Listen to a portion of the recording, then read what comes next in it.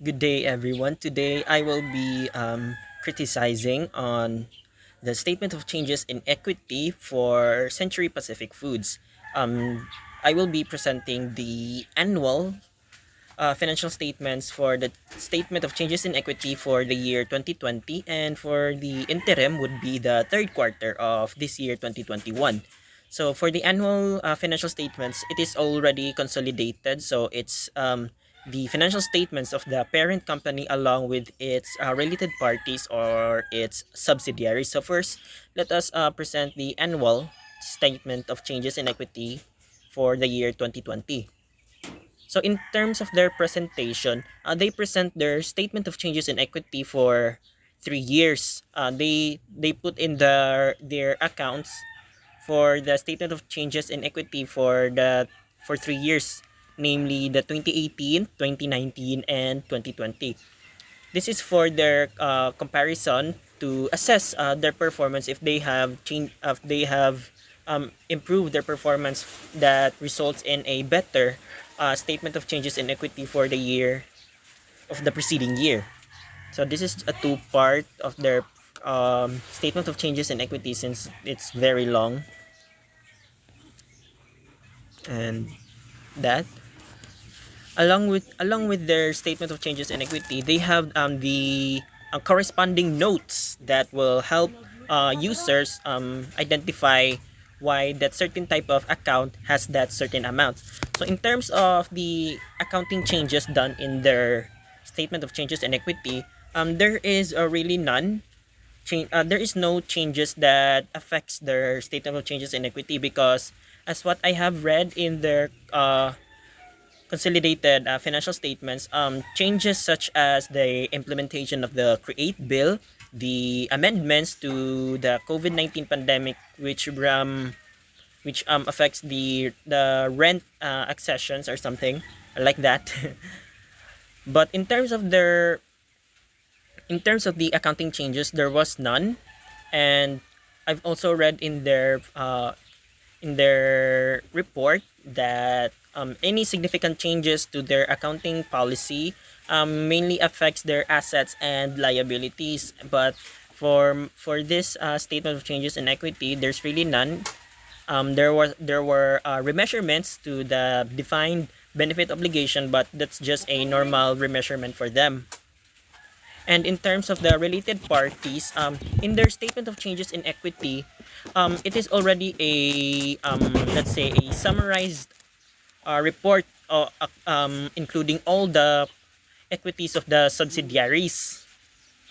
In their financial statements, they've also disclosed related parties that happen between the parent company and the subsidiaries. We have the so-called related party disclosures, wherein there are transactions that happen between the parent company and the fellow subsidiaries, and Century Pacific Foods is also following the standards of the PFRS. And in terms of the related parties, they are following PAS 24, or the related party disclosures. Also,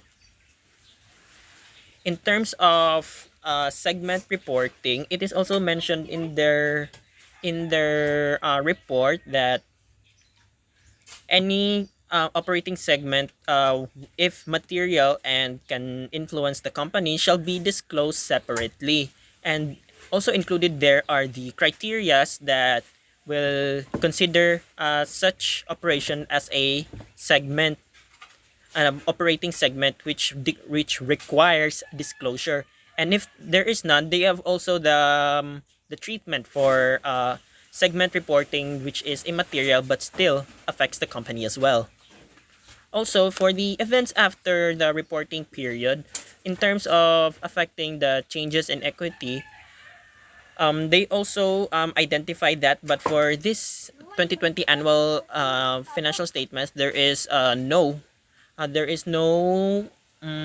events that happen after which requires disclosure. But it is stated in their report that events after the reporting period, that Century Pacific Foods identifies events that be considered as events after the reporting period, but which, if events are material, they are considered adjusting events that that they identify as events or transactions that will change the financial statements for the next reporting period. It identifies events that occur between after the end of the reporting period or at the end of the year and the date where consolidated financial statements are authorized to issue.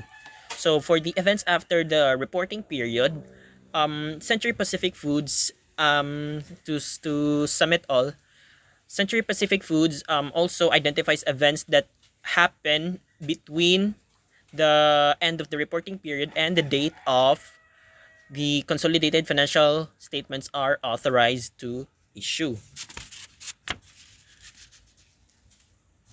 And lastly, for their annual and also interim, the group has only one class of common shares wherein which carries one vote per share and one rights to dividend. So that's the uh, normal of their policy in terms of common shares.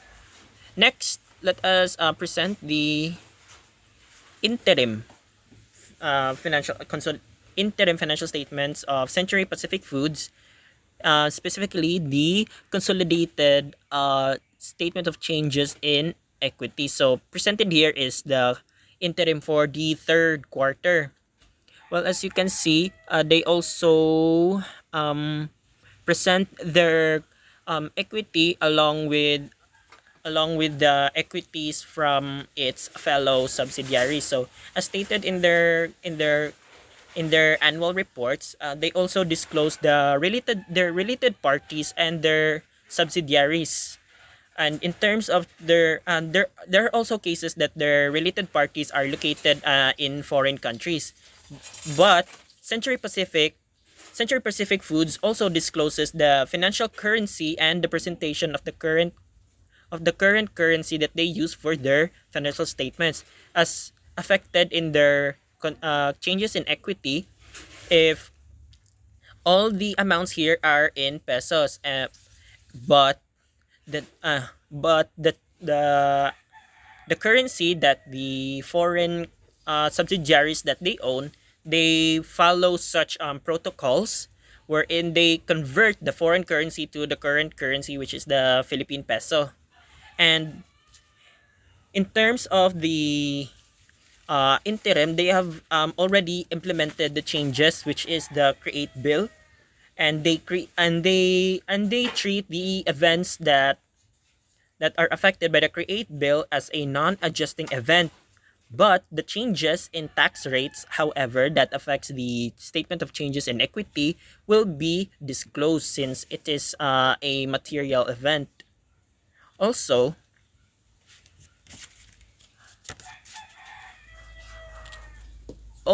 in their interim statement of changes in equity, the company has no potential diluted shares, which means that the basic earnings per share is still the same, which is 1 peso and 12 centavos, I think. I forgot.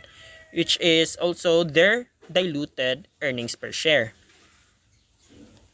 So to conclude, in terms of accounting changes, there is no accounting changes affecting the statement of changes in equity, but they have also disclosed some of their accounting standards and new standard policies that will be affecting their company, which is also approved by the BOA, and still awaiting. And there are some policies that are awaiting for the approval for the standards. So that would be all for the annual 2020 financial statements of Century Pacific Foods, specifically the changes statement of changes in equity, and for the interim consolidated statement of changes in equity for the third quarter. Thank you.